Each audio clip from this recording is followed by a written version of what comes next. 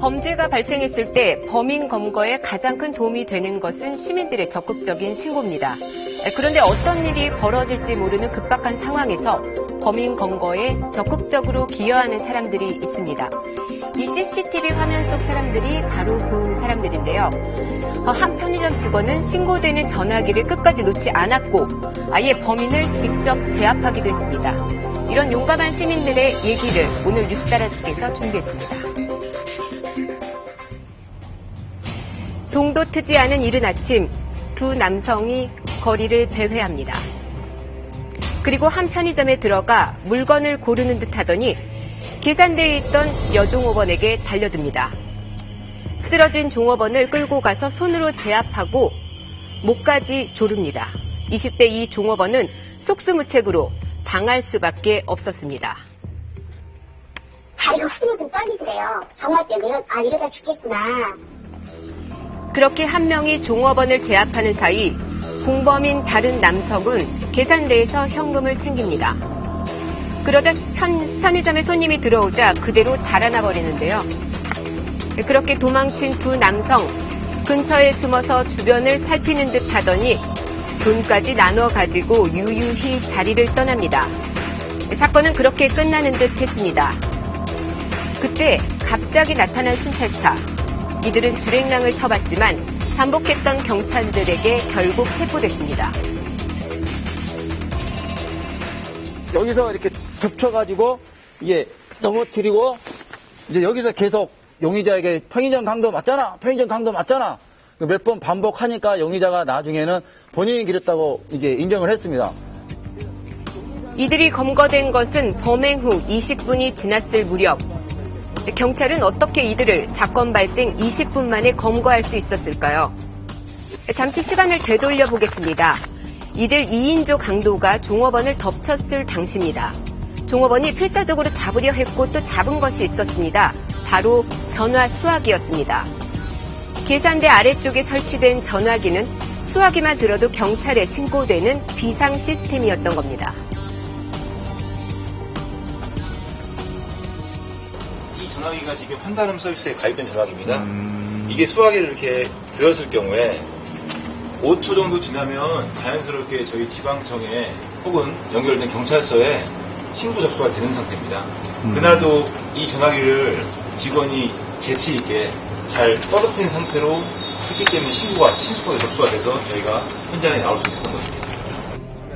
상황을 파악한 경찰은 재빨리 현장으로 출동했고 CCTV에 찍힌 범인의 정보를 순찰 중인 경찰들에게 전송했습니다. 실제 현장 도착하니까 안에 편의점 CCTV가 있습니다. 그 사진을 신속히 확보한 다음에 각 경찰 핸드폰으로 전송을 해서 군대 선후배 관계인 피의자들은 연말 유흥자금 마련하기 위해서 범행을 저질렀다는데 결국 구속됐습니다. 잠깐 순간에 많은 생각이 있었나 봐요. 근데 자꾸 이 전화기만 내려오면 달려온다는 생각은 하고 있는 거예요.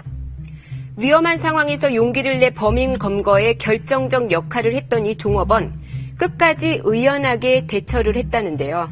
울면서 치고해주세요 해놓고 5분 정도 지나니까 이걸 다 정리를 하는 거야. 본인도 그렇게 겸손하더라고. 원래 그런 것 같아.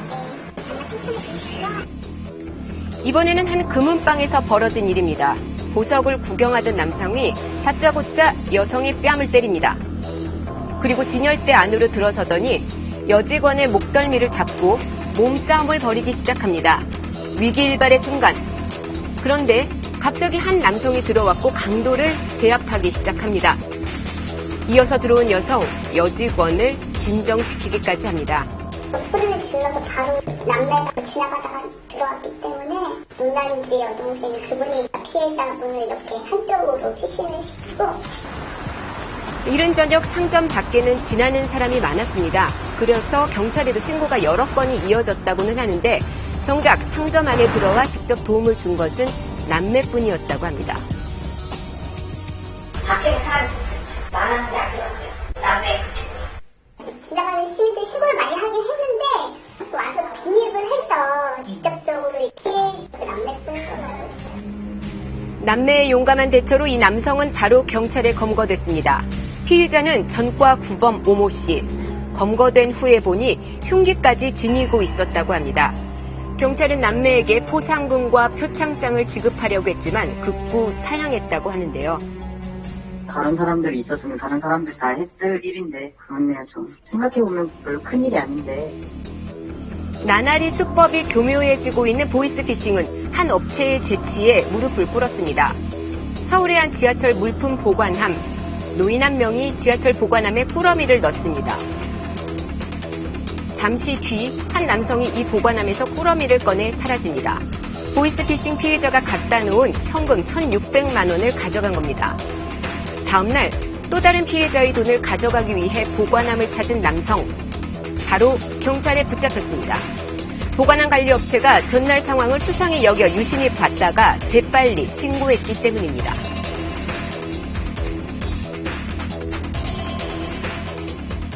저희가 그 지문뜬 흔적을 닦기 위해서 출동을 해요. 실범 보관함 문을 열고 닦는 과정에서 안에 다시 돈이 들어있었던 거예요. 비밀번호를 바꿨어요. 즉시 경찰에 제보를 했죠.